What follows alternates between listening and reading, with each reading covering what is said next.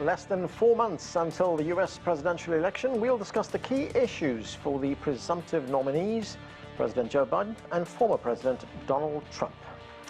Hello, I'm Anand Naidu, and this is The Heat.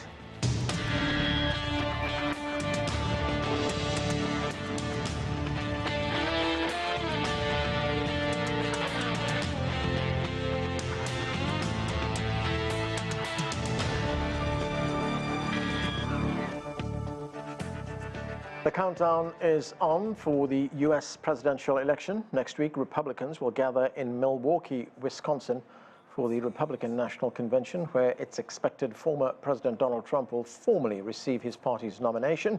That's despite his legal troubles. Then in August, the Democrats will gather in Chicago, Illinois. This week, U.S. House and Senate Democrats have questioned if President Biden should remain the party's nominee after his disappointing debate performance. The president says he's committed to staying in the race. Well, for more, let's bring in our panel. Joining us from Boca Raton, Florida, Eric Bolling is the host of the Eric Bolling podcast.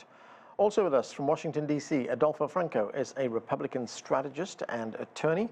Eleanor Clift is a political columnist for the Daily Beast and has covered every U.S. presidential election since Jimmy Carter in 1976.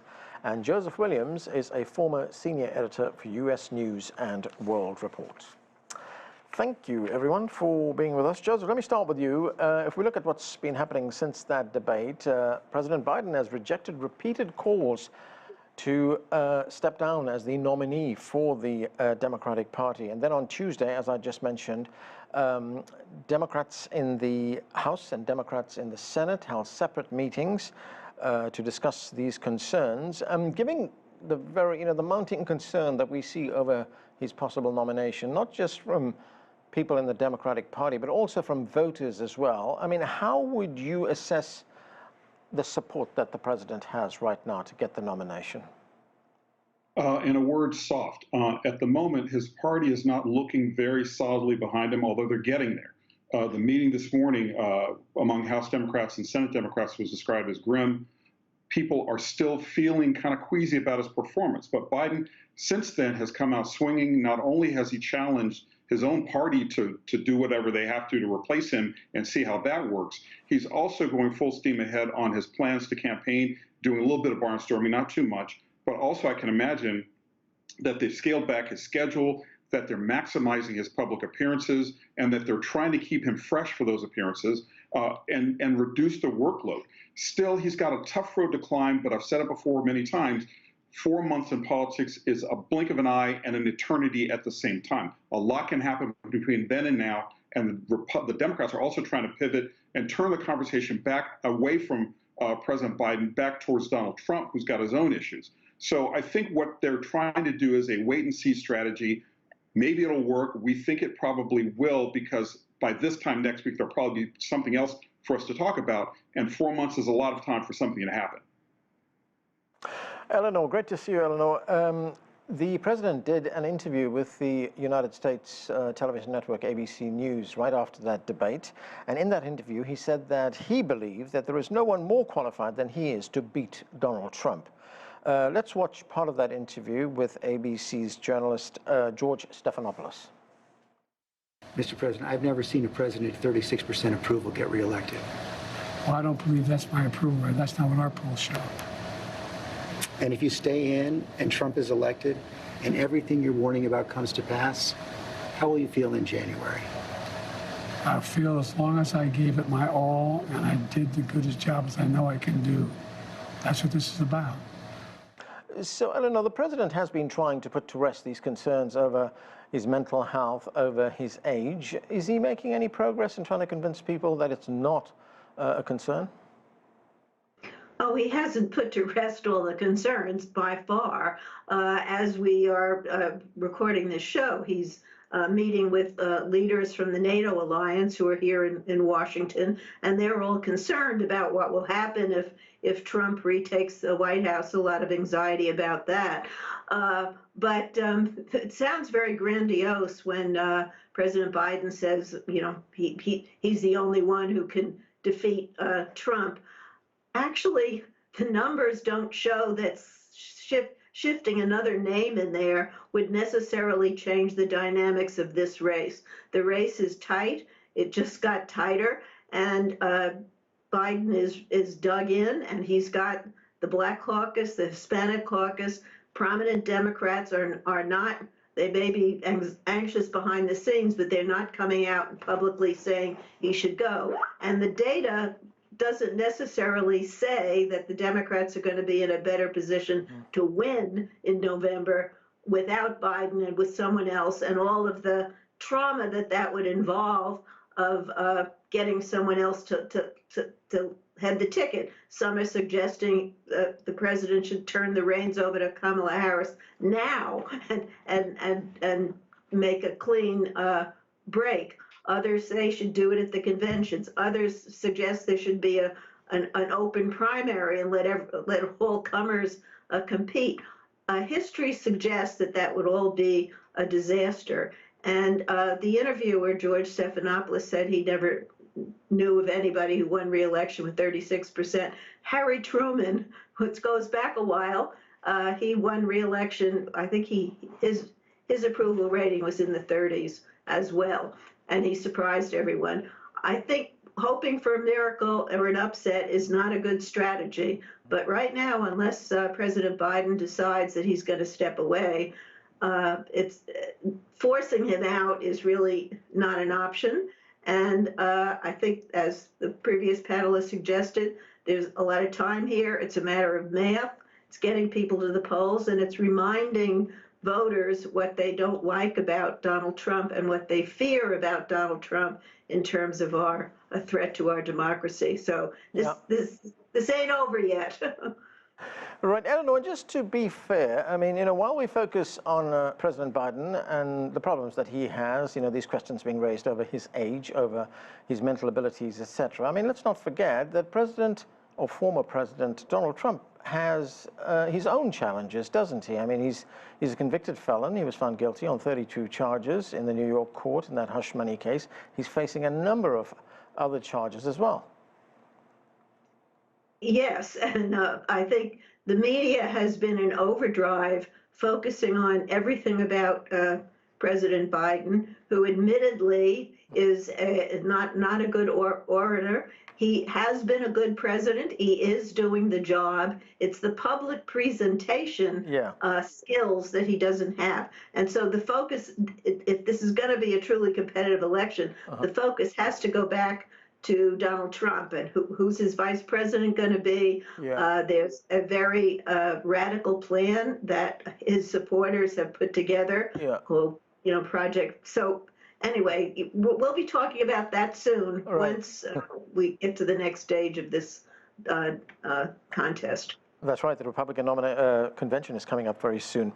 Eric Bolling. Eric, how are Republicans viewing this crisis that is going on among their opponents?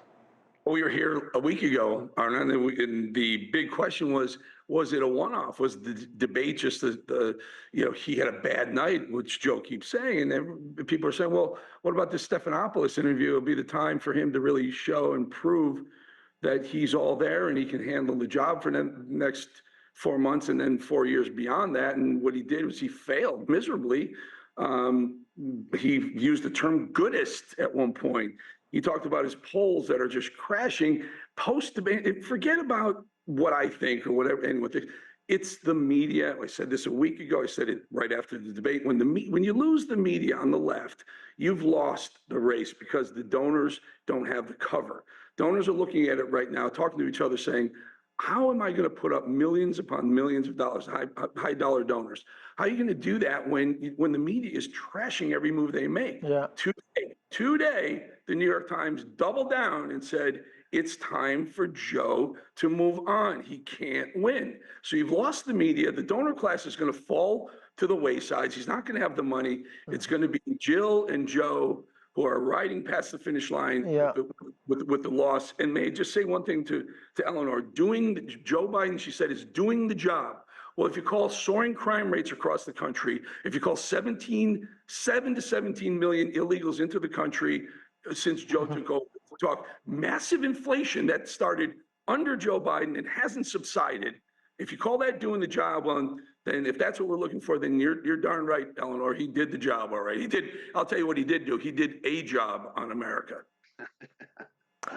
Adolfo, Franco, I mean, you've been watching these kinds of political battles going on for a very long time. The Democrats believe that even if they change their nominee now, which is 4 months before the election, that they will win. They will beat Donald Trump. How do you see it? Well, the reason they're not changing the nominee in part is because the alternative is the vice president, who has worse numbers than the president and is a horrible candidate, as demonstrated when she ran for president, and is one of the most unlikable people in the country, in addition to being incompetent. So they don't have a choice. They're locked in, not to mention the identity politics that the Democrat Party is in a pretzel over. So they're stuck with a loser, the vice president. So that's why they're sticking with Biden for a moment. But I have to agree with Eric and disagree with Eleanor. He's done nothing but ruin this country, and they want to change it to Donald Trump. He should be running on his record if it's so wonderful. There is no record to run on. But that's not me. That's the polling that shows that 72% of the American people think the country's going in the wrong direction. He's underwater on every single issue except abortion, on every issue. So the record is dismal. And let's be honest here. Eric is absolutely right. And I've said it on this program, and I've said it on other programs. The media has been in collusion, hiding this man for years. This is his condition. This early onset dementia, which he has, he didn't have a bad night. He has a health problem. Joseph, a president of the United States whose hours are now 10 a.m. to 4 p.m. and no events after 8 p.m. should be frightening to every single American. So this did not develop with one bad night. And this has been, and I've asked for it on this program since Donald Trump's conditions were always being analyzed. You could have doctors and others on here. The gig's up. That's what happened in June. This was not a bad night. We've seen the condition. Speaking of the George Stephanopoulos interview, when he was asked, "Have you watched the debate?" I don't know if I have. I don't remember. The debate that just happened, that was the most monumental event in his presidency. He can't recall it. This man has no record and has significant health challenges. They're only going to get worse. So the Democrat Party is in a dilemma. They don't have another choice. And that's why they're sticking with this man for the moment. Okay, Adolfo, I've just heard you and Eric, disagree with what Eleanor said earlier on the president's record so far. So, Eleanor, you have a chance here to respond to that. Joe Biden has addressed climate change. He started a manufacturing boom in this country. He brought us back from the precipice with the pandemic. He has an excellent record that has been compared to other presidents I'm sure these two gentlemen don't like. He has the strongest domestic policy record since Lyndon Johnson and Franklin Roosevelt. So he is beloved in his party. And if he is going to stay in this race, it's going to be tight. I don't give up on him, and I wouldn't be quite so sure these two gentlemen are that Trump is a shoo-in. Trump's got his own problems with a stream of consciousness that makes no sense most of the time, and a vindictiveness that is pretty obvious. So let's see. What polls substantiate that point of view? What polls substantiate that he's popular on these issues? Do you think this election is going to be decided on climate change? Have at it. This election is going to be decided on the economy, on the insecurity in the border, on the problems that people are facing every single day when they buy groceries and gasoline, and on a foreign policy that has been completely misunderstood, mismanaged, I should say, and still to be explained. That's what the election is, not some wishful thinking. All right, Adolfo, I need to move on. I want to get to Joseph Williams. Joseph, this is just nonsense. Okay, Eleanor, finish what you were saying. Climate change and says that it's Okay, I want to move to Joseph. Joseph, the Republican Speaker in the House of Representatives, Mike Johnson, he's been talking about the challenges that President Biden faces, and this is what he had to say. Let's listen. What we're projecting from the White House is not strength right now. at a very dangerous time around the world. And that's why the American people are so alarmed by this. That's why the polls say that most of the Americans, people understand that Joe Biden is not fit for that office. And it's a terrible thing. The Democrats have misled us, and they need to be held accountable for that. Joseph, does Mike Johnson have a point there? I think he's got a point a political point to make. That Joe Biden has slowed down. He's missed a couple of cues, and his fastball is no longer what it was. But that doesn't necessarily mean that he's out of the race. It doesn't also necessarily mean that Joe Biden, that Donald Trump is a shoo-in. I mean, I think Eleanor's got a point in that fact that Donald Trump has a lot of issues of his own, and as long as we're talking about mental acuity, and I kind of yield my expertise to Dr. Alfonso, but I think that as long as we start talking about mental acuity and mental fitness, I mean, Donald Trump has got some issues there himself, and I think once the press starts focusing on President Biden, there's going to be a call, and it's already starting, to talk about Donald Trump and his mental fitness for office. And so I don't know if Johnson can throw any can throw stones at glass houses or throw glass houses at stones. Yeah. Either way, it's going to look terrible once they start in on Donald Trump. And I think that's actually, Joseph, the Republican Senator Lindsey Graham, in fact, he's called for cognitive tests, not just for President Biden, but for former President Trump as well. Yeah, and I think that's part of the play. I mean, as you recall, Nikki Haley brought that up when she was running for the Republican nomination. Yeah. So I don't know that that's going to go anywhere, mainly because we're traditionalists in this country and we don't really like that sort of thing. But I think that it's probably something that is going to be a bit of a political football that neither one of these candidates want to handle. Eric Bolling, let's talk about what's happening in the Trump campaign. You know, the Republican National Convention is only a week away. It just released its 2024 policy platform, and much of that policy platform reflects the talking points that former President Trump has been talking about on the stump. There is talk of stop the migrant invasion and end inflation, but there's nothing on women's reproductive rights. I mean, what do you make of that platform? Is it something that is going to sell among the voters? It is, and Arnon, as you know, I'm a libertarian, and it's exactly what he should be doing. He's super strong, and Alfonso mentioned the polling. Adolfo.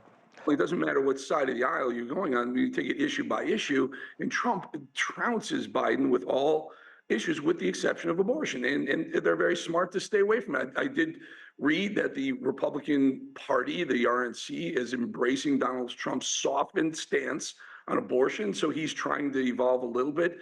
Of course, it's a third rail for Republicans, so they move away from it. But the other things that matter to him, abortion is one of the lowest things on any poll, whether it's a New York Times, Siena poll, or wherever. It's not one of the top 5 issues. It's inflation, it's the economy, it's crime, it's the border. You know, these are the things that matter to voters. And whatever Trump put on that was about 20 different policy platform, so to speak. It was resonating with the center right and the right. That's all he has to do. The big question is, who's the vice president going to be? And a lot of people are speculating tonight in Miami. There's a big rally. Marco Rubio has front row seats with his family. I don't think it's going to be Rubio. I think it would be a mistake to pick Marco Rubio. He's way too establishment. He should go with someone who served him well when he was president the first time. I've said it before here. Sarah Huckabee Sanders would be the perfect pick for him. It's a female. She's been a solid supporter of him. I just want to get Eleanor's opinion on something you said there, Eric Bolling. Eleanor, Eric says that, you know, women's reproductive rights, that's very low down on the list of priorities for voters. Do you agree with that? I agree that inflation and cost of living and the border and crime are all issues. A lot of those are exaggerated on the Republican side. But on the Democratic side, reproductive freedom is huge. And Republican women who live in suburbs who have voted Republican in the past, who don't like Trump, are worried about their own reproductive rights and their daughters. So I think it's a key issue in driving votes, and it is a positive for Democrats. And the Democrats are going to keep reminding the voters that it was Trump who appointed the 3 Supreme Court justices, with the condition that he wanted them to overturn Roe, that he got us to this position. And while he says leave it to the states, that's fine until you look at some of the really draconian measures in many of the states. And so it's not a position that Donald Trump wants to own. That's why they left it out of the Republican platform. Right. I mean, may I agree with Eleanor? May I agree with Eleanor?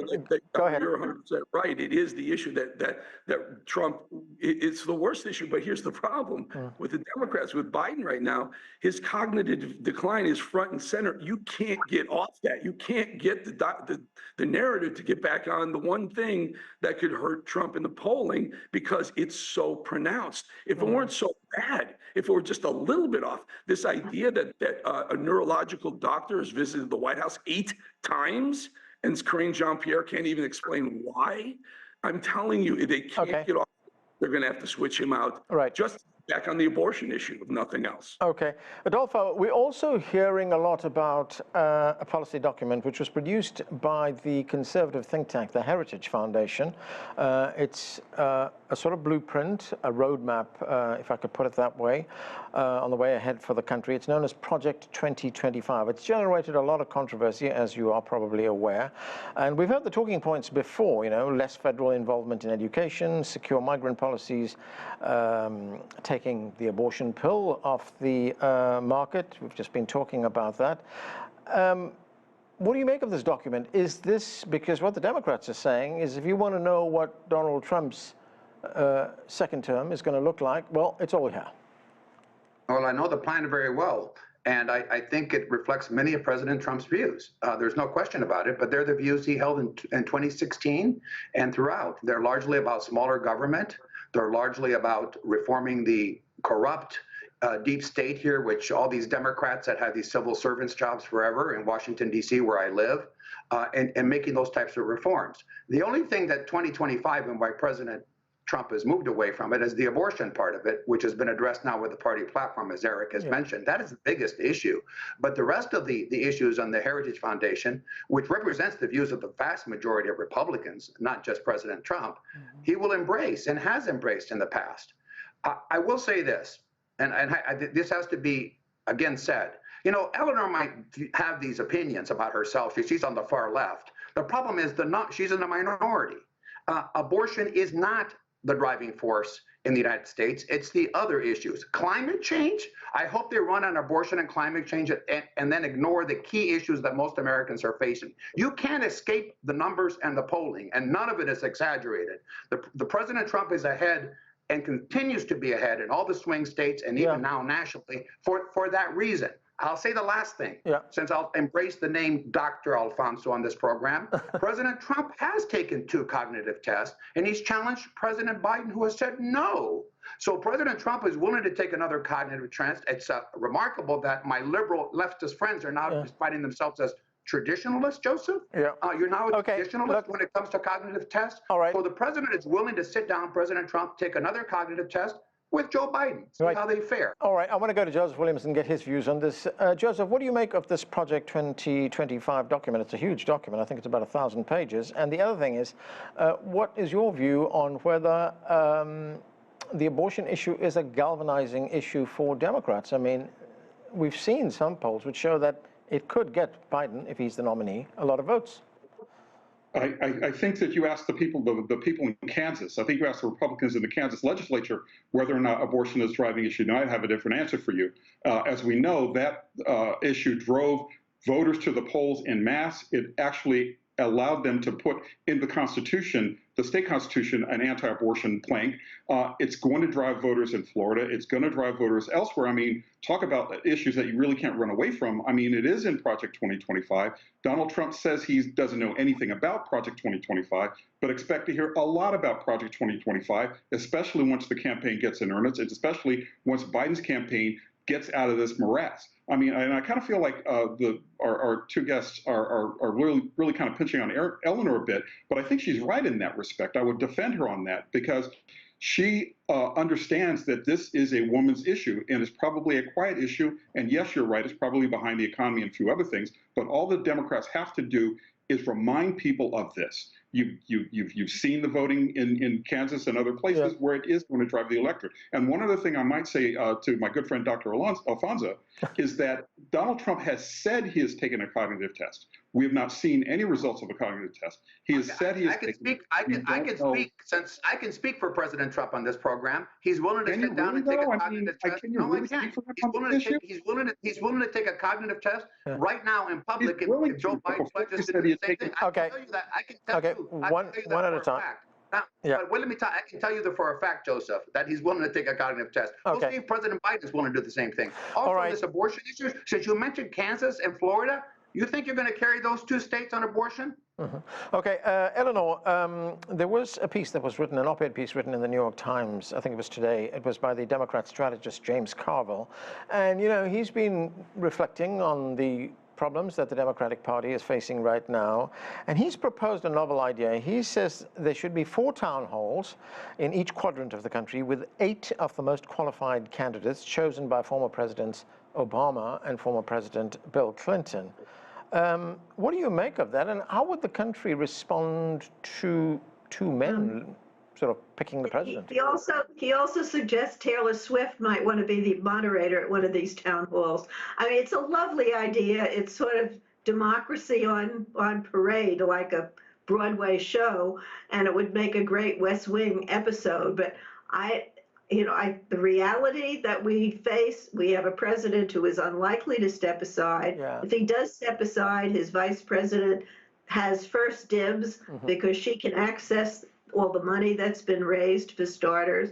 And then to get Obama and Clinton to come and play like, TV hosts, I think it's fun to think about. And it would certainly create a lot of excitement. Would it win the election for the Democrats? I'm not so sure. So I think we're going to hear a lot of scenarios over the next several days. Okay. It's because Biden is being tested. We don't, he'll have a press conference with NATO tomorrow. There will be many other events where people will judge his ability to respond. And, if he responds well, I think he rides this out. We'll see.